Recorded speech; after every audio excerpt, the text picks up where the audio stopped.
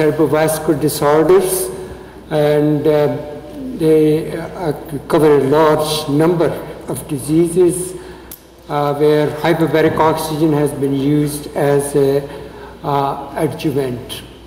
And I also will mention something about global ischemia and hypoxia, because this is not strictly a stroke, where the ischemia is not confined to the distribution of any one artery, and hypoxia can produce, even without vascular obstruction, somewhat conditions that can lead to neurological deficits.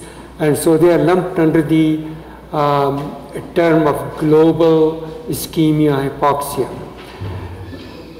The focus will be on stroke, which is much more common, and it's usually an ischemic stroke, but they can sometimes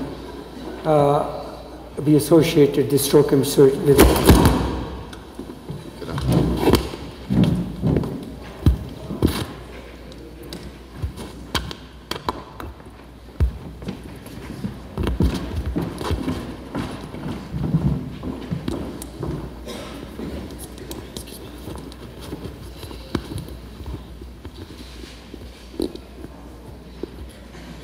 So the hyperbaric oxygen has been used both in the acute as well as the chronic stages of stroke.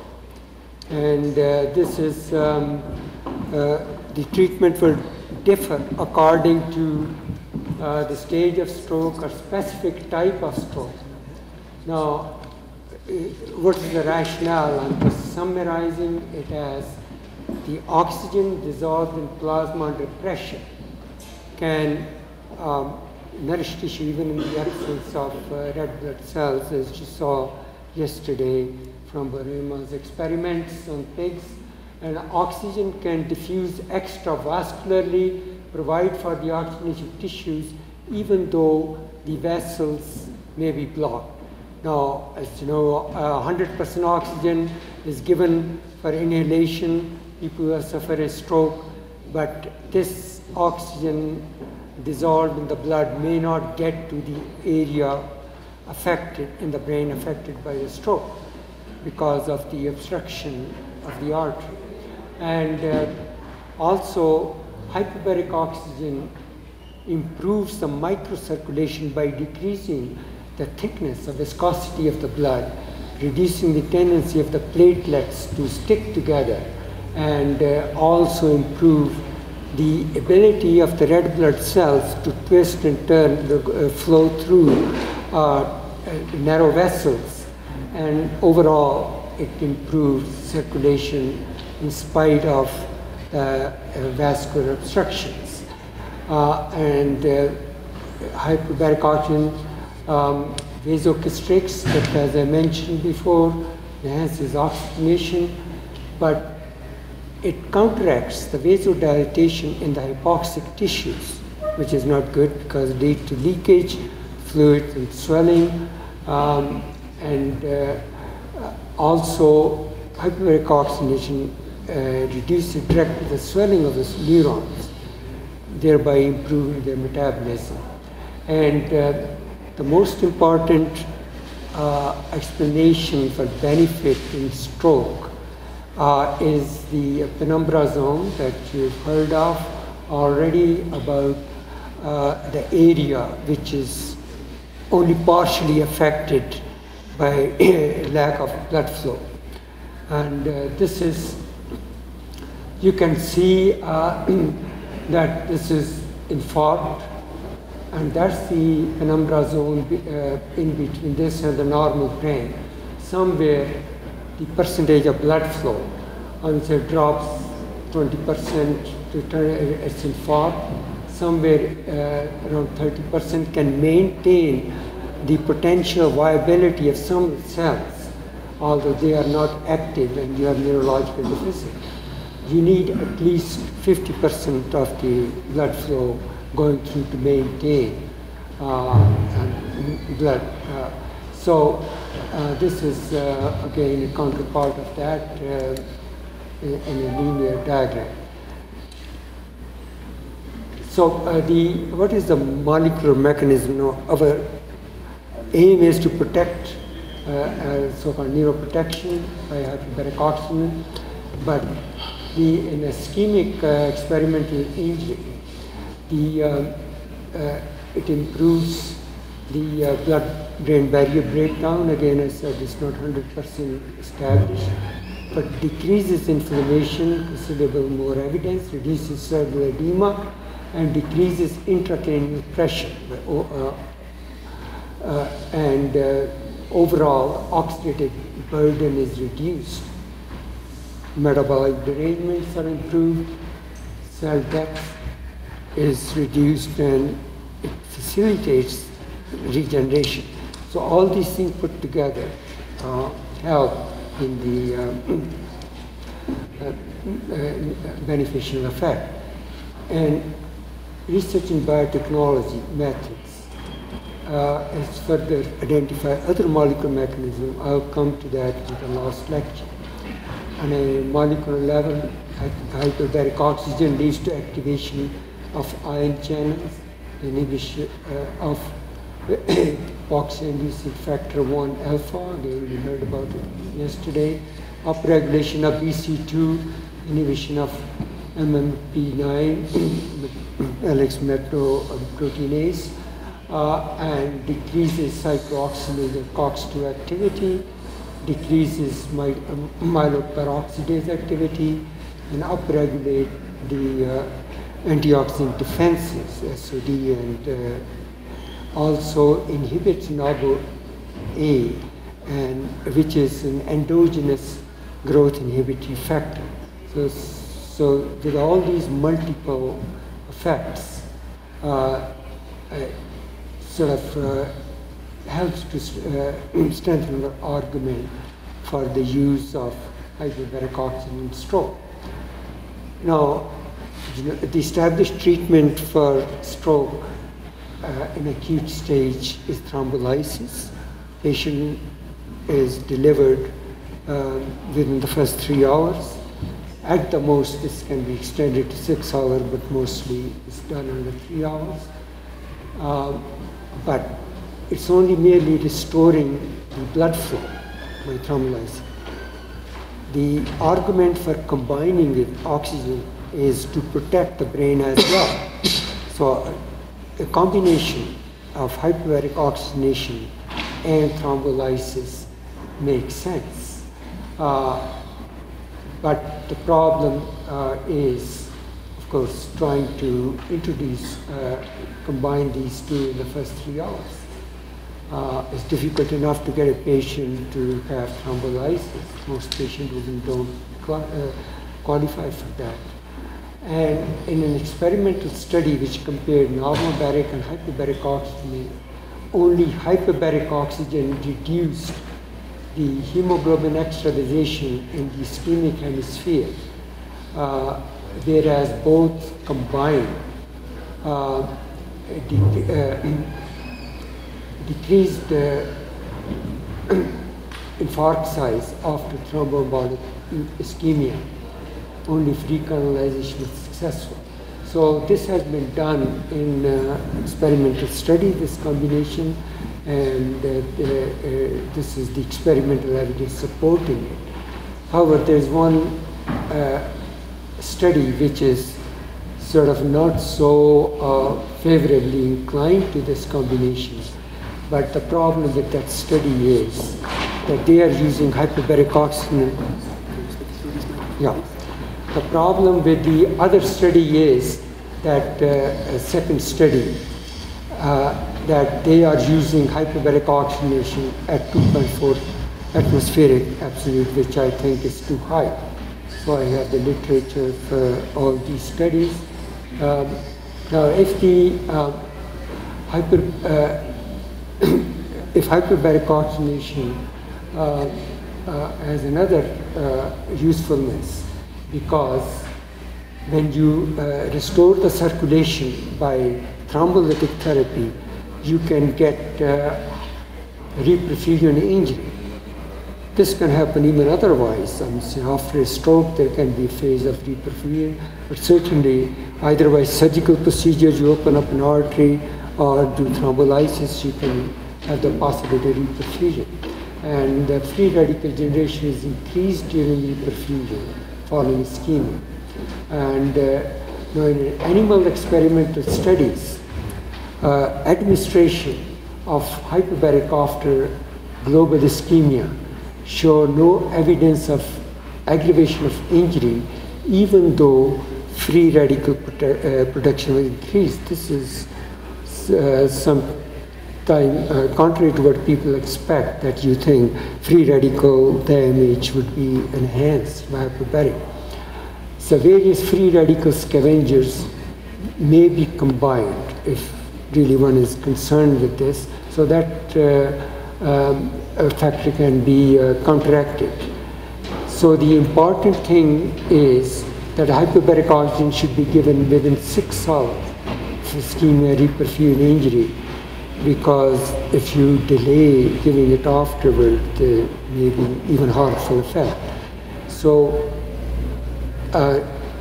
the further study of a rat model of ischemia reperfusion injury suggests that there is a decreased glutamate release and reduced formation of hydroxy-free radicals following hyperbaric oxygen. So I think there is evidence accumulating that you can have beneficial neuroprotective effect of hyperbaric oxygenation in these studies.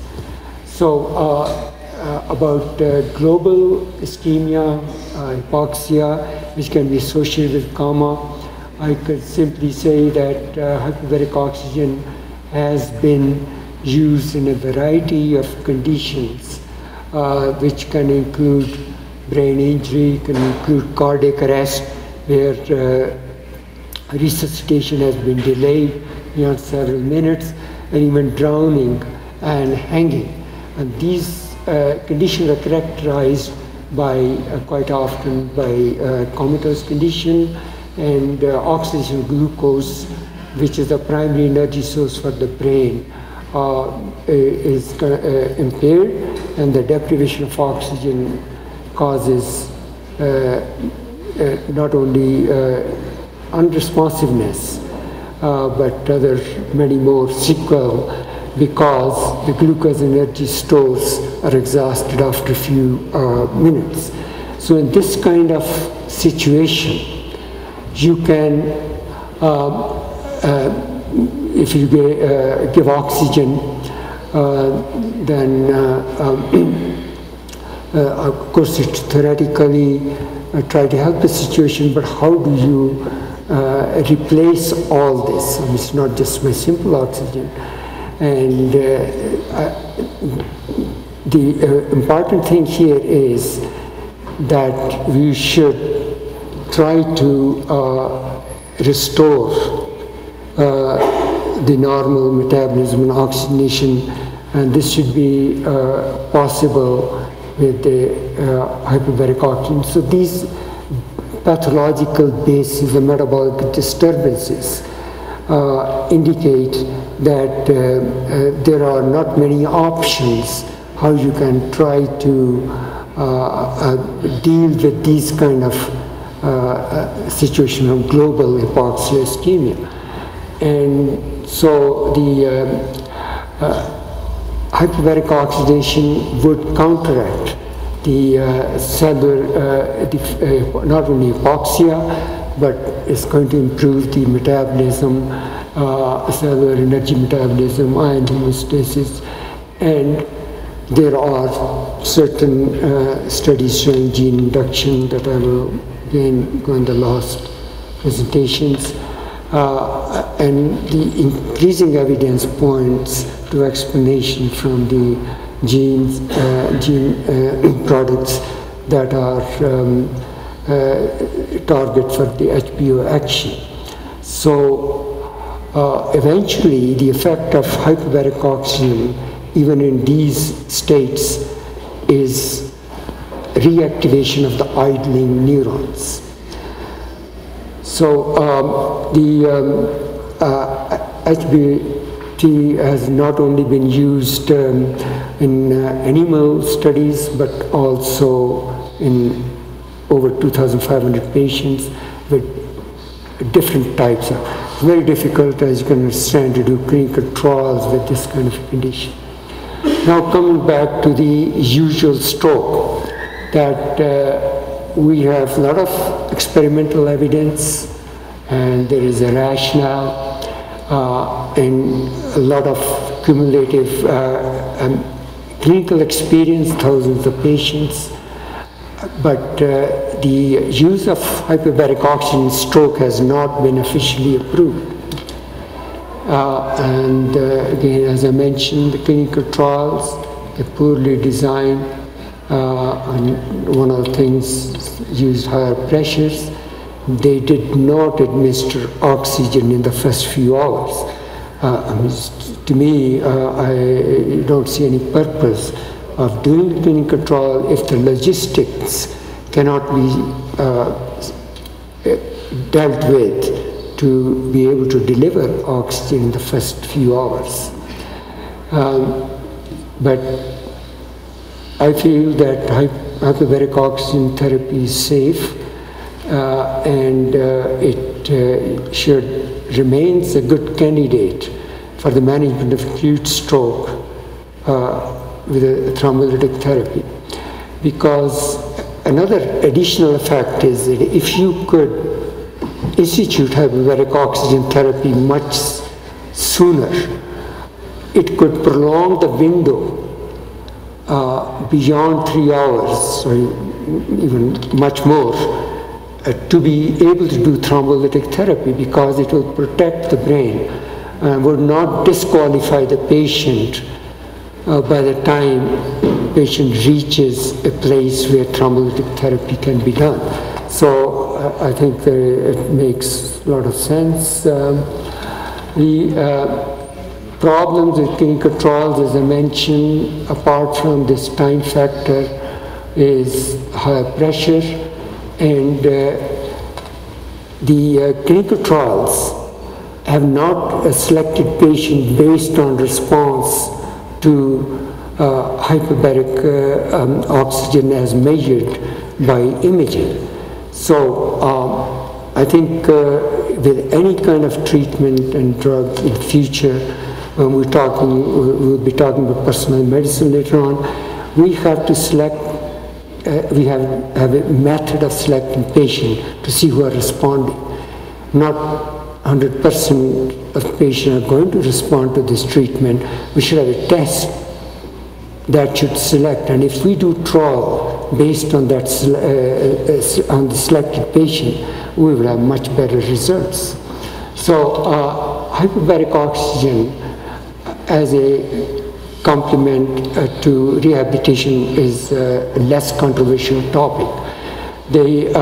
Because these patients are in a chronic post-stroke stage where the neurological status is stabilized, and there is also nothing very much else to offer. These patients have gone through the acute stage, either they had treatment or no treatment, and they had fixed deficit, neurological deficit. They have reached a state of improvement beyond which they don't by conventional physical therapy. Now, these are the patients that I had a chance on. This is a chapter in the textbook of hyperbaric medicine based on the treatment of such patients, that the hyperbaric treatments at 1.5 atmosphere showed improvement in all the patients. And their physical therapy was combined with that.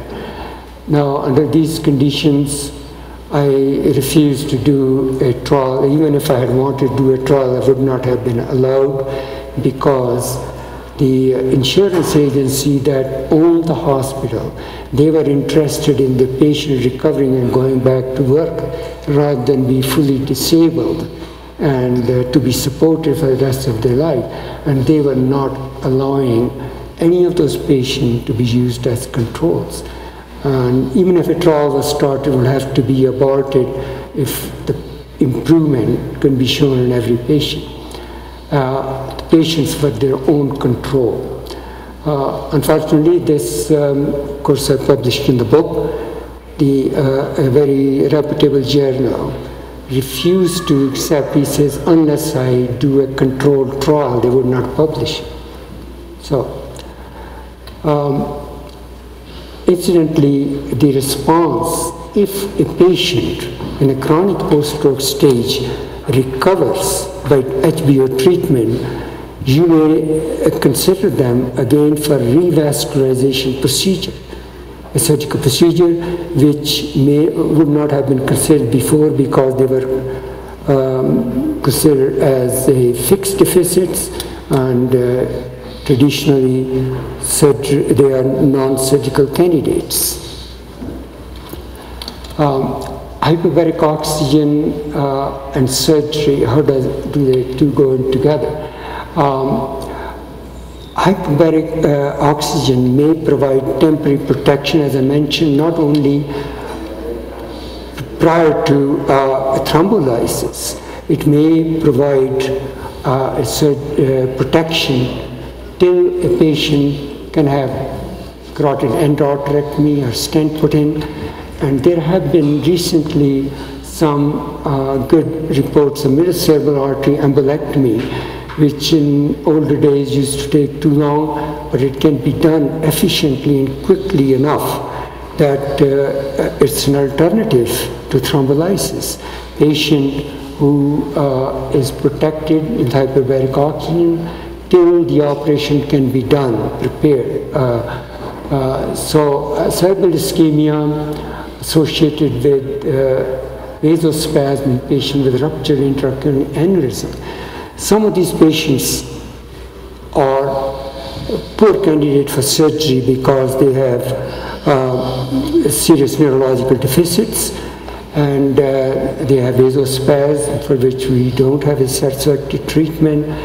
And although hyperbaric oxygen constricts the vessel, but these patients sometimes can be improved enough that they can be considered candidates for surgery with better results than very sick patients who many surgeons will hesitate to operate on. And I think hyperbaric oxygen is helpful in making decisions whether to operate on intracerebral hematoma or not, come to that, and also for selecting patients for the revascularization procedures. I think usually intracerebral hemorrhage has a very poor prognosis. Whether you operate or not, there's very high mortality, and that's why sometimes they are not operated on, they're treated conservatively. A few cases, we've seen that those who improve in some way, let's say they were comatose and regained consciousness with hyperbaric, surgery can be considered. But then there are many patients who have surgical evacuation done, but still didn't wake up. Hyperbaric oxygen may be helpful in those cases. Now, usually if there is no response to hyperbaric oxygen prior to surgery, it could support the surgeon who just wouldn't want to do any surgery, just treat them conservatively.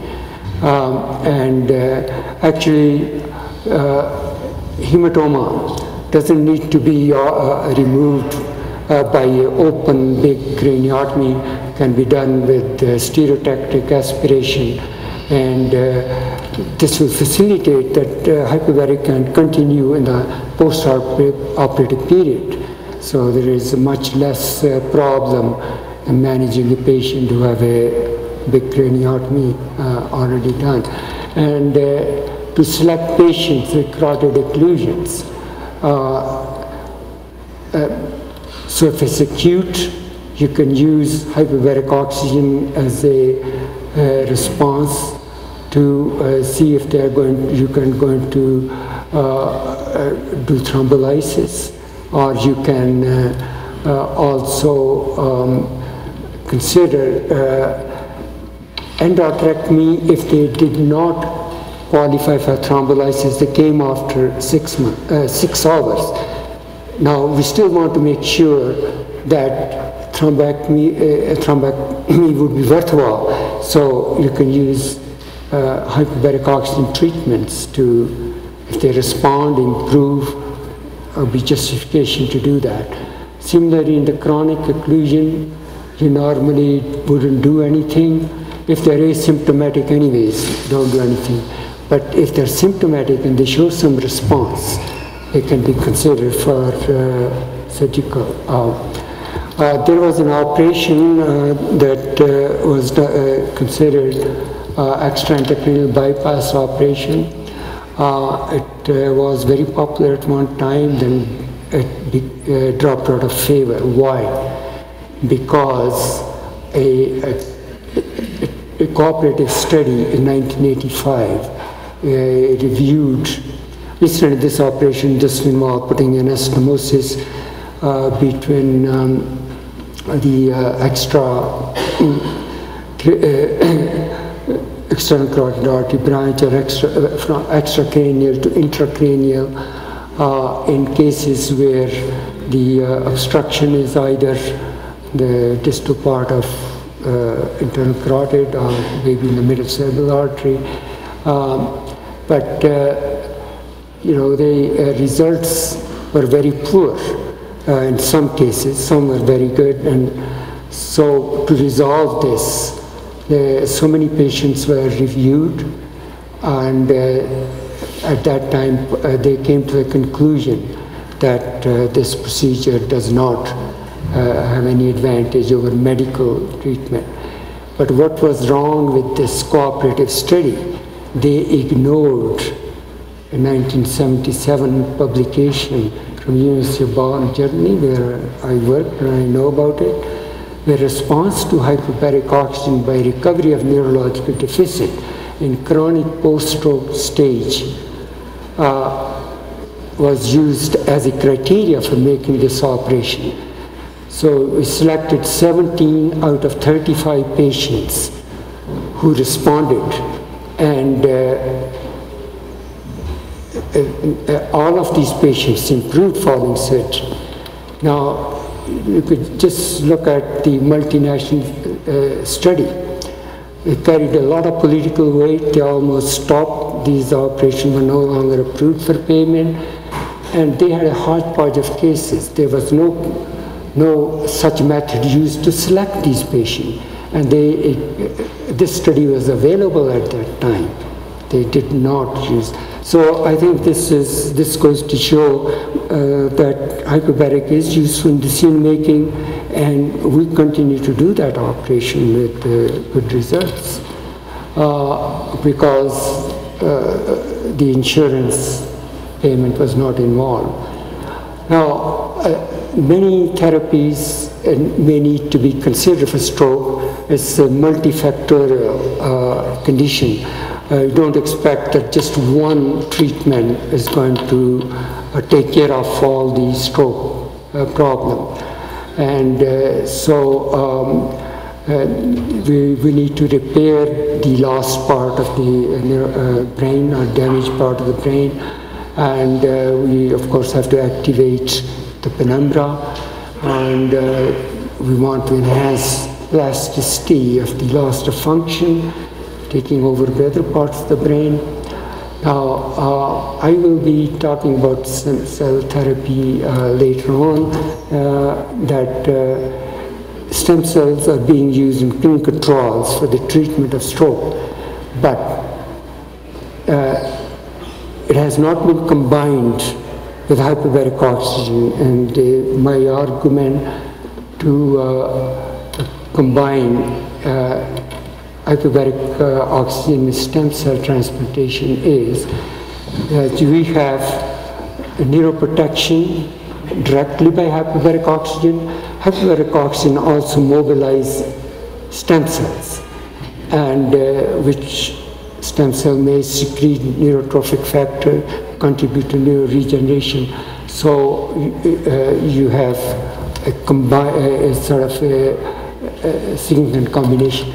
And this is my concept of how we should be planning treatment for stroke in the era of biotechnology, and of course hyperbaric we already have. I'm asked question, well, where does hyperbaric fit in? Let's say you have acute stroke onset. Within minutes, you want to do neuroprotection. You have pharmaceutical which are still in development, and we don't have any drug that can be fit. So at the moment, hyperbaric oxygen is the only thing which we know. If it can be instituted within, perhaps that should be looked into. Acute stroke, anywhere arbitrarily from the time of onset to 6 hours. We want to recanalize the obstructive artery, so thrombolysis is the accepted treatment now, or embolectomy, if very rarely facilities are available, a surgeon who is experienced in doing this kind of procedures. So in addition to restoration of blood flow, we could also, in the subacute stage, let's say we are past that stage, we are seeing a patient 2 to 3 days after. There, the repair process starting, and I think this is the time cell therapy. So the selection criteria for cell therapy of patient at this stage. And now we have chronic patients. These patients have been weeks or years after stroke. These are sort of patients I mentioned I treated in the rehabilitation with hyperbaric combined with physical therapy. There, our aim is regeneration. We can use cell therapy, hyperbaric rehabilitation, and in some selected cases, surgical revascularization, if we can show that the deficits improve, but then they regress when hyperbaric is stopped. Of course, we can't keep them on hyperbaric forever. We may have to revascularize them. So in conclusion, there is tremendous amount of data to support the use of hyperbaric in stroke. And overall, I would say you can't simply deny the bulk of the available evidence, even though it's not in the form of controlled trial. And the problem is the regulatory agencies and health insurance do not approve of it. There is a controversy still about use in acute stroke because we don't have any clinical trials. Unfortunately, the ones that have been done are poorly designed, and but we do need further clinical trials in acute stroke. It's a little more touchy topic in acute stage, but it has potential benefit as a neuroprotectant adjunct to thrombolysis and surgery for acute stroke. And so far as rehabilitation of chronic stroke patients is concerned, I can recommend it without any hesitation. If anybody can do it, they should go ahead do it. It's perfectly safe. It has shown good results. So even if you don't want to go any further than that, you want to improve rehabilitation of stroke patient, it is probably worth doing it. So I leave it at that. Thank you. Thank you.